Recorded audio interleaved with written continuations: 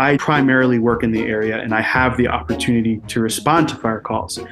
If I'm working on a property, managing a property, whatever it may be, managing a construction project, or I'm taking care of an issue, for things like that, I just take off and I go to the firehouse. But when I'm with clients, unfortunately, in many instances, I'm not able to respond. And a lot of people have the same issues with their jobs. And as a result, the daytime manpower in some cases is really low, and we may struggle to respond to emergencies in the daytime. Typically evenings, we have really good manpower. Everybody's home from work weekends, but there are instances where we don't have enough people to respond from our station, and we rely on mutual aid companies. We rely on the departments around us. It's counterintuitive to me because I would think the best time to set my house on fire would be during the day, during normal business hours. But ironically, it's actually better to do it at night.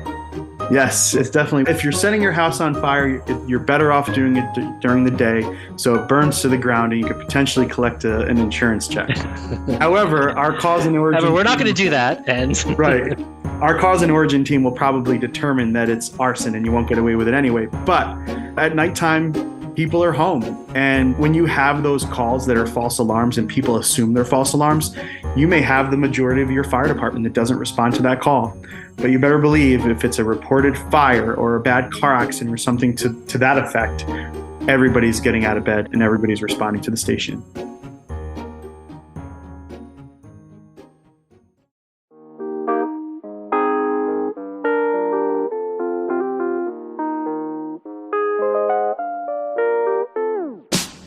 In the valley, moved up from the city. It's a new way of living and I'm trying to get used to it. One park coolers, half an ounce of an idiot. Ordered a Manhattan and they call me a Cidiot.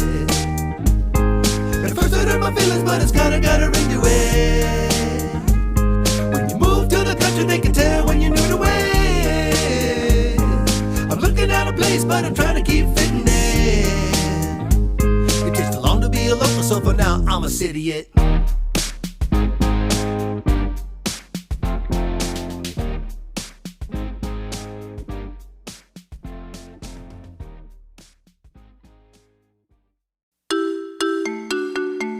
I'm Matt Zucker, and this is Cidiot, learning to live and love life in the Hudson Valley.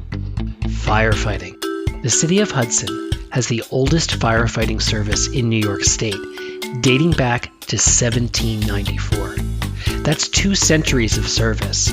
So it's no wonder that Hudson is also the home of the world's largest, yes, largest, firefighting museum, where enthusiasts can experience old and new equipment as well as learn about things like the bucket brigade. I, of course, am interested in anything as a Cidiot, including local fire departments. Like police, you never know when you're going to need them, and when you do, it's never good. And as you may know or not know, most are volunteer-run. In the first couple years, Brian and I gave to one local village's fire service before realizing that it wasn't the exact one that might respond first to a fire at our house on our road. It wasn't bad to support, but we quickly started writing checks to the other one. Probably like you driving by on the road, I've been tempted to go to one of the pancake breakfasts, but with my diet restrictions, I thought it might be more awkward than supportive. Hello, hi, nice to meet you. No thanks, I already ate. And probably like you, I really admire volunteers for local public services, especially ones that are a commitment of hours per week and require skill, smarts, and often bravery. My brother-in-law is a volunteer EMT for his town, and I know it's a point of pride. I lack skills, smarts, and bravery, so I decided to use my journalistic access and bully pulpited media to spotlight local services like firefighting. Well, that's not exactly true. A listener wrote in and suggested I talk to her buddy Ryan, who's a volunteer fire captain just outside Hudson. I quickly said yes, great idea. I've always wanted to do this, and set it up. Plus, as you'll hear this season, I have a very personal reason in wanting to know the fire departments in and around Hudson. Excited for you to meet Ryan. You'll hear not just what it's like for him, but the many ways, and there are more than I realize, that you can support or get involved with your local fire department. Every role is important, Ryan says. You'll hear his advice for Cidiots, the 911 sign you should buy and put outside your house to help them find you. And Ryan will also share his favorite place in the Hudson Valley, which no one else has shared before. You'll also hear why you should avoid having an emergency during the day. Hi, Ryan. Hi, how you doing? Good. Thanks for coming on Cidiot. My pleasure. I usually start by asking people what their connection to the Hudson Valley is. What's yours? My connection to the Hudson Valley is that the Hudson Valley was a location where it was easy for family to visit, and it was easy for me to spend time with both my mom and my dad as they were split up when I was younger. Where'd you grow up? Well, I bounced around a lot actually growing up, originally from New York City. Moved from New York City into Rockland County, spent a short period of time in Massachusetts, and Massachusetts being 5 hours away from New York City, it just didn't work with joint custody of my brother and I. So the Hudson Valley was the easy place. And after we moved to the Hudson Valley, other family followed us here. And have you noticed any big changes in the Hudson Valley since you were a kid to now? Big changes, absolutely, especially within the city of Hudson. Just in terms of everything is much nicer. People have invested in the city of Hudson, amazing restaurants and businesses and renovated properties. And the city of Hudson really is very beautiful. What was it like before? It felt a little run down and it didn't have the best reputation. Now, I went to the Hudson School District and I had no issues whatsoever. I think it was a great school district and I think it's ultimately what you make of it. But the city of Hudson itself was very much run down. You had a lot of properties and houses that were boarded up. People really turned Hudson around over the last 20 years or so. I really love Hudson and I spend a lot of time there. So does Brian. And it's one of these towns where there's the main drag is really long Warren Street. And that's where most of the shops and restaurants are too. And then there's these other really long streets off of which are more residential. And then there's the waterfront where the train station is. So it's a very simple grid, but then it sprawls out from there. In terms of the layout of the town, it's exactly how it's been since the 1700s or 1800s. It is pretty interesting that it's a little tiny metropolis between Poughkeepsie and Albany. It's the only little city. Yeah. And it's very diverse. Its diversity is really interesting because a lot of the Hudson Valley, frankly, is not, or doesn't feel like it. So it's great as a ex-city person to have that diversity up here when, like down in Red Hook, I really don't feel that. And some of the other towns you don't really feel it. So if you crave that kind of diversity, you can get it in Hudson. One of the reasons I want to talk to you was a listener wrote to me. Veronica introduced us and she thought it'd be really cool to talk to you because you're a firefighter. And I've actually never really spoken to a firefighter. My brother-in-law is an EMT in a fire department. Mm-hmm. So I get that angle. Basically, I'm a volunteer firefighter for the town of Greenport. The town of Greenport surrounds Hudson and is only a couple of miles from where I live. All of the fire companies in Columbia County are volunteer fire companies, and I've been involved with the Greenport Fire Department for about 18 years now. How did you get involved? Like, why'd you do it? I became involved because of my friends and joined as an Explorer member when I was 14 years old, which is like a entry sort of program where you have very limited abilities. And then when I became 18, I took a course through New York State called Firefighter 1, which was a pretty involved course that took a few months and became interior firefighter from there. So an interior firefighter means you actually go in the house. Correct. So what's it like? Are there emergencies all the time? Do you get woken up in the middle of the night, during the day? Are you at work and you get called and you got to drop a client and go off to save the world? Yeah, you're absolutely right. We don't necessarily save the world. We try to do our part, but in our fire company, in the Greenport Fire District, I'm a member of one of the three companies in the Greenport Fire District. We run about 350 calls per year. Sometimes you get some crazy storms that it gives you 20 or 30 calls just from one particular event. But we're called 24/7 and it's a volunteer basis. So you just hope and pray that if something happens, that you have the manpower available to come respond to the fire station, get the fire trucks off of the floor and respond to whatever that emergency might be, whether it's a structure fire, a car accident, some kind of rescue, so on and so forth. What kind of calls do you get? There's the fires, there's the cat in the tree. Like, what are the categories of calls? There's definitely some instances of that. There's a lot of good intent calls like the cat in the tree, but we respond to structure fires. We respond to brush fires that could be fires in the woods, fires in fields. Typically, the brush fire season is in the spring, but it could extend through the rest of the year. The majority of fire calls that we respond to are alarm activations that are typically false alarms, but you have to treat all responses with the same amount of respect because you never know when something that seems minor could very much be just very serious. So Fires, false alarms, alarm activations, car accidents, rescues on ponds, rescues on the Hudson River.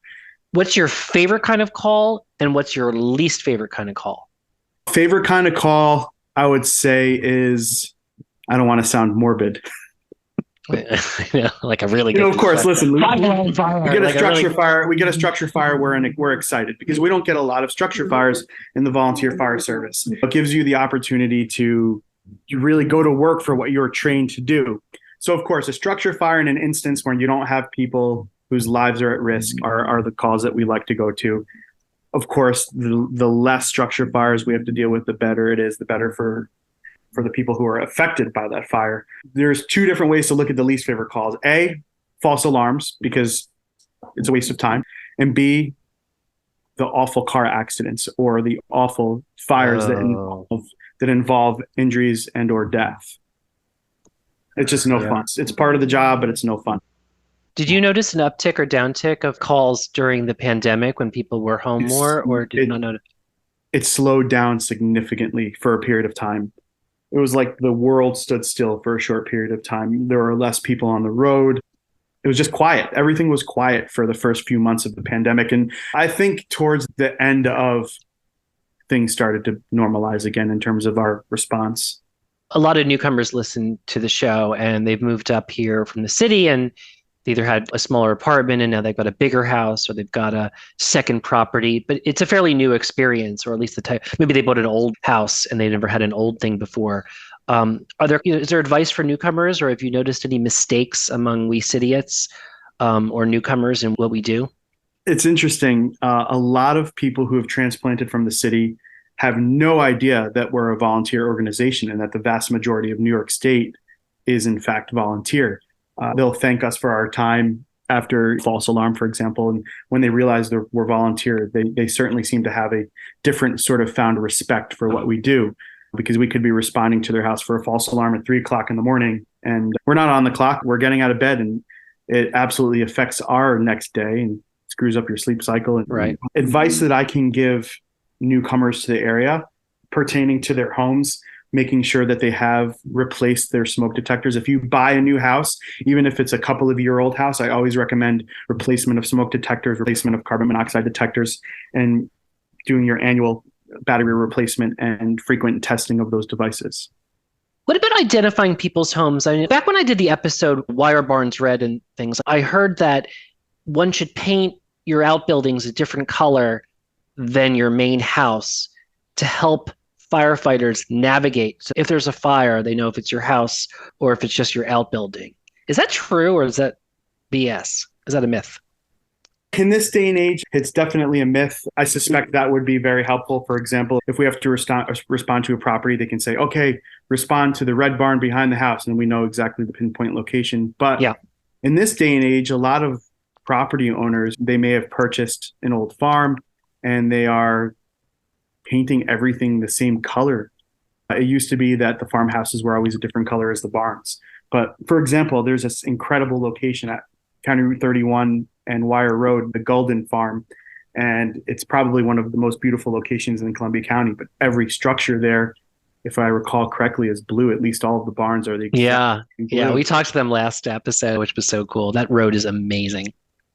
Yeah, beautiful spot. And that makes it tricky in terms of navigating which structure ultimately you have to respond to.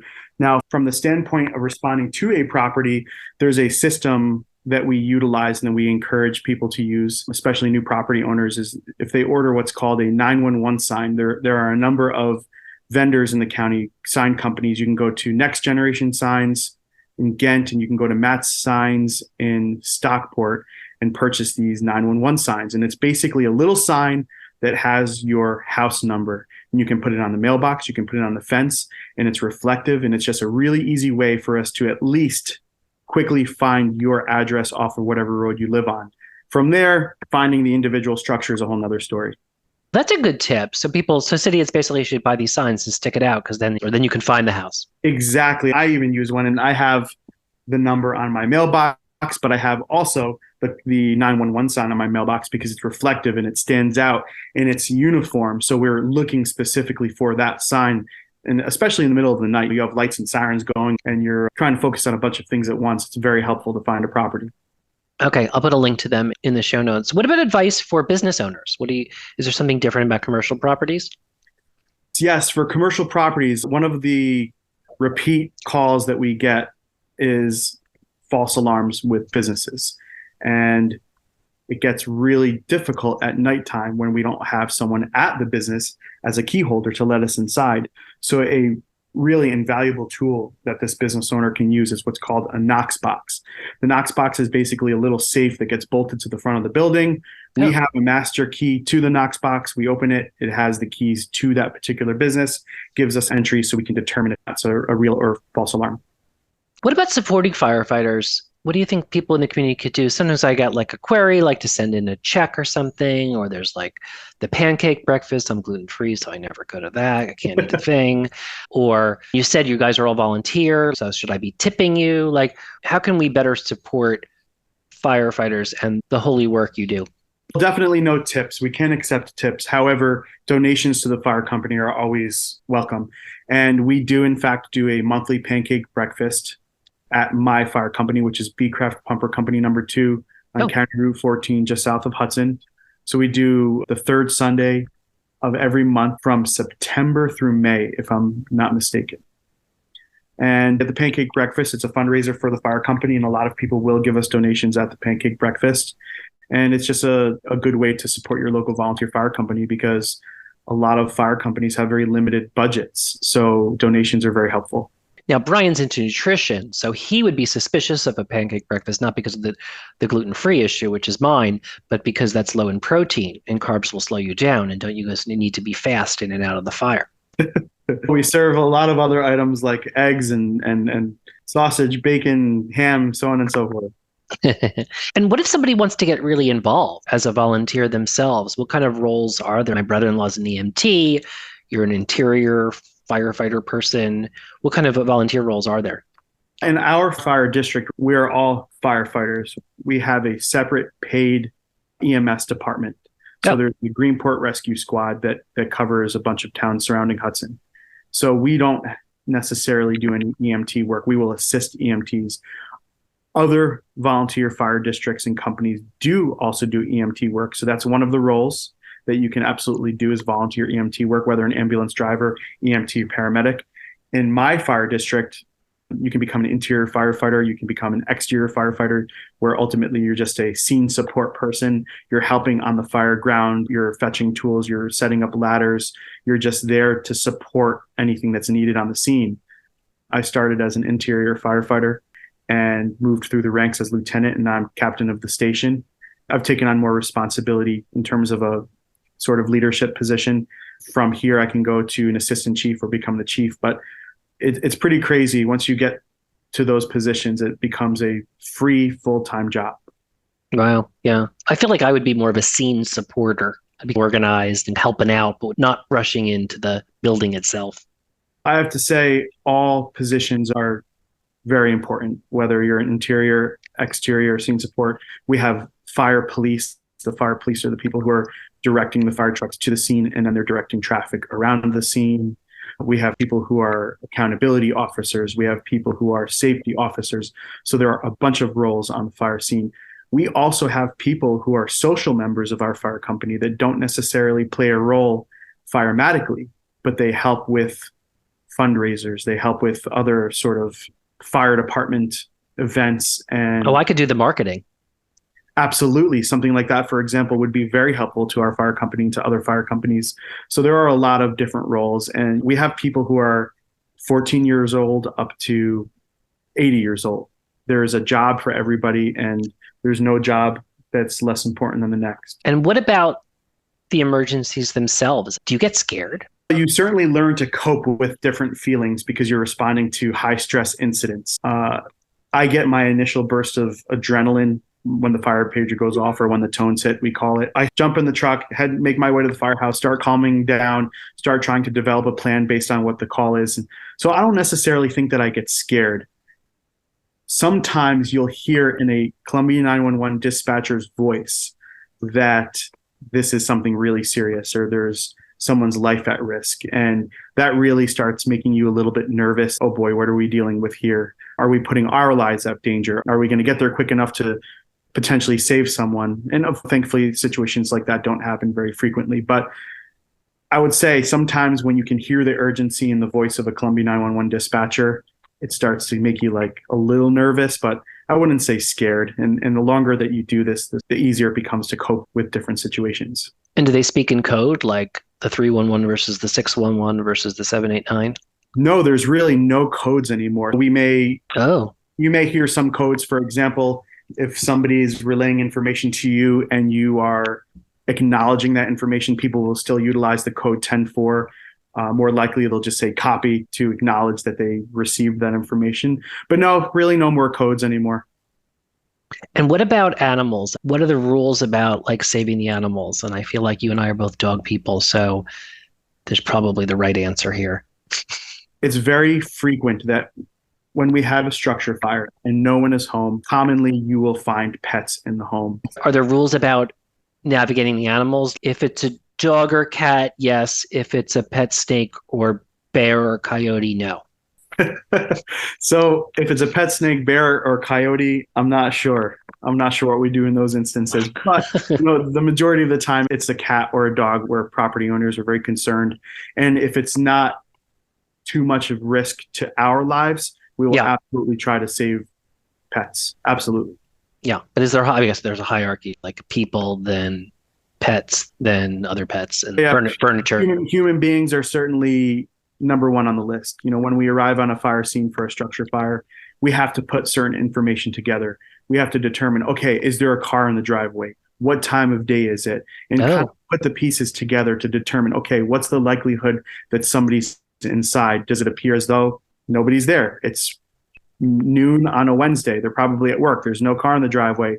That lowers the likelihood of somebody being inside. But if it's a Saturday at midnight and there's 2 cars in the driveway and we get the dispatch that was reported by a third party, then we absolutely will go immediately into that house and do a primary search looking for human beings. And it doesn't happen too frequently, but unfortunately it's something that absolutely can happen. What about dangers as you approach the house that we should be more sensitive to and aware of? For example, when Brian and I moved in, we never had propane tanks before, and because they're hooked up to our generator and to our stove, and we hated the look of the propane tanks. So of course we spray painted them to match the house and blend in. And our neighbor very gently said to us, "Thanks a lot, guys. Now, if there's a problem, the fire department won't be able to find your tanks." So we kind of fixed that and run. Well, it was a Cidiot move, right? We didn't realize that was such a dumb thing to do. But do you have to eyeball for different kinds of propane or situations like that with these houses? We absolutely do. So when we arrive on scene, if we're the first, rig that arrives or first apparatus that arrives on scene, we do what's called a size up of the property. And before we run into that building or do anything, we really have to do a 360-degree walk around that structure, check for propane tanks. If there are, in fact, propane tanks, we shut them off. We note that they are there, that they need to be protected and cooled. We determine if there are exposures like other houses or other structures close by that could catch on fire. So yeah, we do a walk around of that house, size it up, and take notes and take action from there and gather as much data as possible to make a plan moving forward. Yeah. So being a volunteer with unpredictable hours sounds tricky. What do you do for your day job and how do you balance the two? That's very challenging. Basically, I'm a property manager. I own a property management company called Hudson Property Management, and I'm also a licensed real estate agent with Coldwell Banker Advisor Realty in Hudson. So I do primarily work in the area, and I have the opportunity to respond to fire calls. If I'm working on a property, managing a property, whatever it may be, managing a construction project, or I'm taking care of an issue, for things like that, I just take off and I go to the firehouse. But when I'm showing houses and I'm with clients, unfortunately, in many instances, I don't respond. I'm not able to respond. And a lot of people have the same issues with their jobs. And as a result, the daytime manpower in some cases is really low, and we may struggle to respond to emergencies in the daytime. Typically evenings, we have really good manpower. Everybody's home from work. Weekends, we typically have good manpower.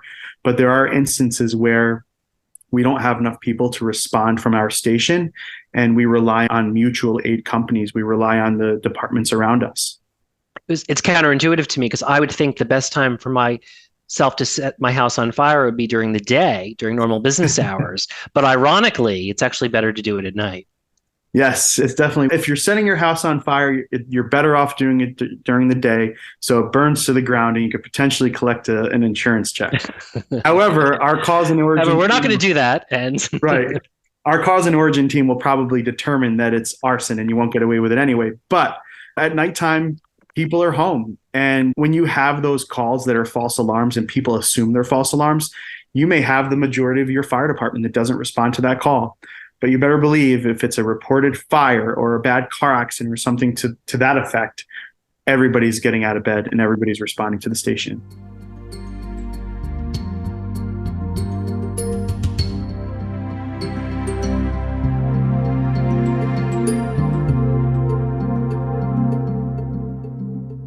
You grew up here, you're called in at crazy hours to other people's homes, saving dogs, cats, but not coyotes.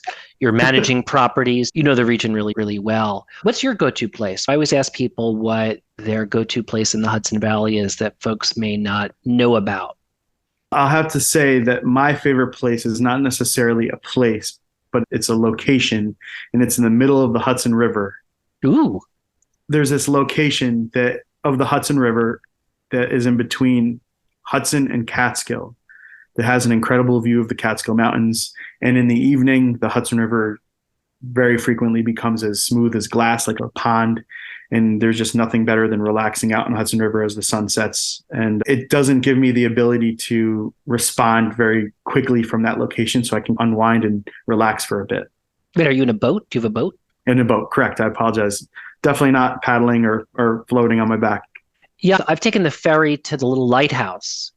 I know there's a ferry between Athens and Hudson during some of the warmer months, so you could do that to experience. Yes, absolutely. We need to borrow your boat to get out to the middle.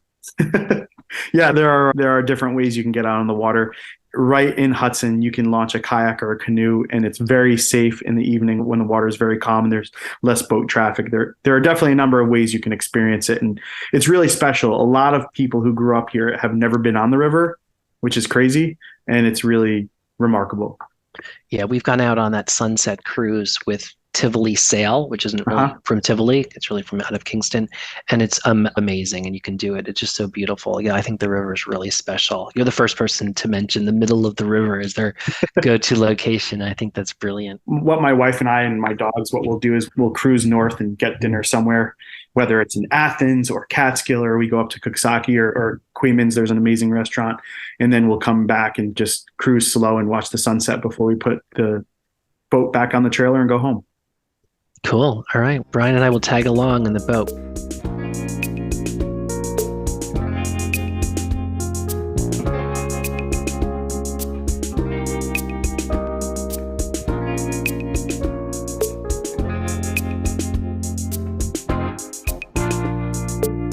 Sometimes there's these phrases like in trades that are like special tradecraft words, but they're not. But I'm a writer, so I perked up at that. And then you had this other phrase, when the tones hit.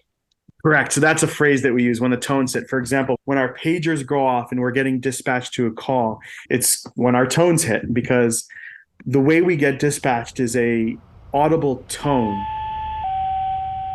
And the way they've been doing it forever with radio frequency is that they send an audible transmission, and that hits your pager, and the pager recognizes that and then opens the pager, sends off an alarm to alert you.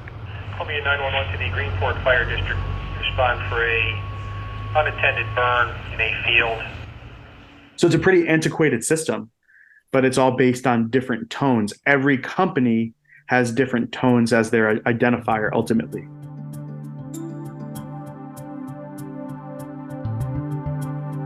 Thanks for listening to Cidiot. Please support your local fire company wherever you are. Remember, Cidiot's what Ryan said about getting a 911 sign to put outside your home so they can easily find you in an emergency. And if you want to get involved, there's a variety of volunteer roles, as you heard, and you can always stop by a firehouse and drop off a check. Most of these fire companies depend on our support, and when we need them, or our neighbors do, we really need them. I'm Matt Zucker, recording almost the last time in my beloved goat shed. More on that later. Hope you're enjoying summer. Come visit.